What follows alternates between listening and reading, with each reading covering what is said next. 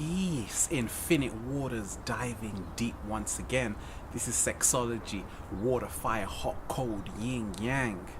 And I haven't done Sexology in a while. Finding the one. How come I'm not with the person I want? And for me, along my journey, I had these questions and I realized it was to do with myself. It was because I didn't work on myself.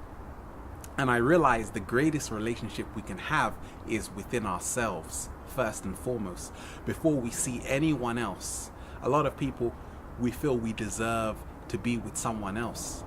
But if we're supposed to be with someone else, then we will be. And it's just amazing because we say, she's got to be mine, or he's got to be mine. And we forget that everything is based on resonance. And I found this along my journey in relationships. When we say, how come we're not with the one we desire? I've seen in my own journey, you have to meet each other halfway for anything to work. And a lot of the times, so many of us, we find ourselves in relationships where one person is doing all the hard work. On the scales, there's an imbalance. And for me, along my journey, I just feel so much. When I look back, there's so much humor because I realize that a lot of the times when you realize that essentially people are looking for their own reflection, even doesn't matter any time during our lifespan, we're looking for our own reflection. And when we see it in certain times, we see it in glimpses in certain people. They have this smile which is similar to ours, and we say, oh yeah, that's just like me looking in the mirror. So for me, when I realized this, I said, what is it that I want? Because we have to remind ourselves that nobody can give us what we don't already have. And therefore, essentially, along my journey, I was actually looking for a compliment, because you have to become whole first before you can meet another whole.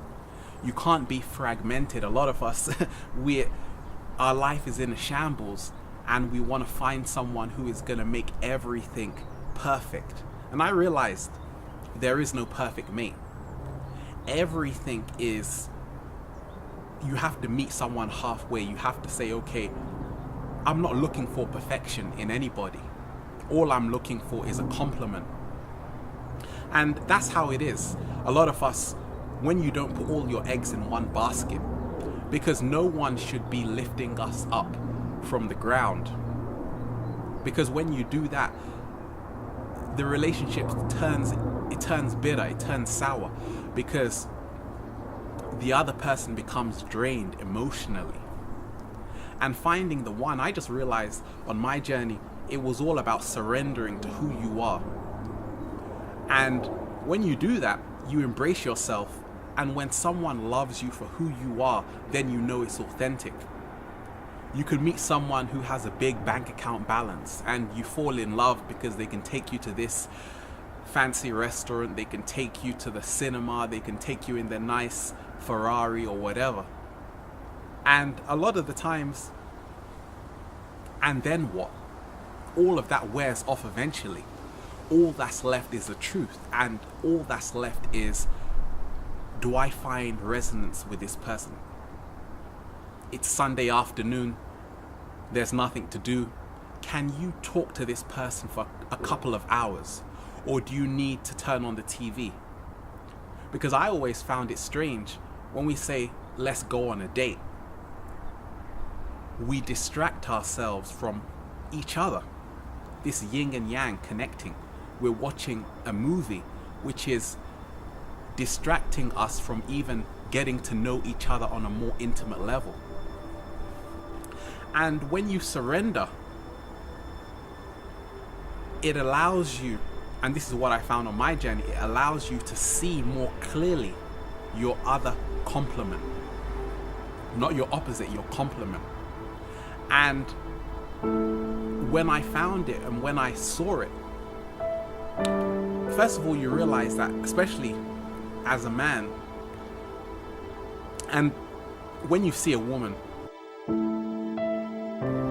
yes, there is something which is great. You want an attractive woman. You want a woman who is going to inspire you. And all of these things through her beauty. But on a deeper level, what is beauty? There's so many levels of attraction. And when women don't just have to rely on their high heels or their makeup to attract a man, because if you get a man, it may not be the man that you want. It may just be the man that wants you because you have these certain shoes. You look good on the outside, but on the inside it's another story. And guess what? You're gonna have to wake up to that person every day. Could you do that for the rest of your life? And it's the same for a lot of women. When you want a powerful man who has a successful job, when he loses his job, then what? So many of us, we're in love with the image. We're in love with the shell as opposed to its content. And that's what I found on my journey. And I realized, okay, all of the superficial, external, that's fine. There's nothing wrong with that. But on a deeper level, we have to have that inner radiance and the outer shine as well. And when we talk of finding the one, there's going to be a lot of disappointments. I found it in my journey. I've been in relationships, and sometimes there's not even anything wrong with the other person. Sometimes it's you. They're mirroring back something you have to deal with. And they're teachers. They're teaching us more about ourselves. But when we talk of just finding the one, search and you will not find. The more you look, you'll become disappointed. Sometimes I found on my journey, you have to let go of everything to almost not even care anymore. And then when you fall into your natural flow, it becomes easier to see yourself in other people. Finding the one. This is Sexology. Infinite waters, diving deep once again. Stay well, stay healthy.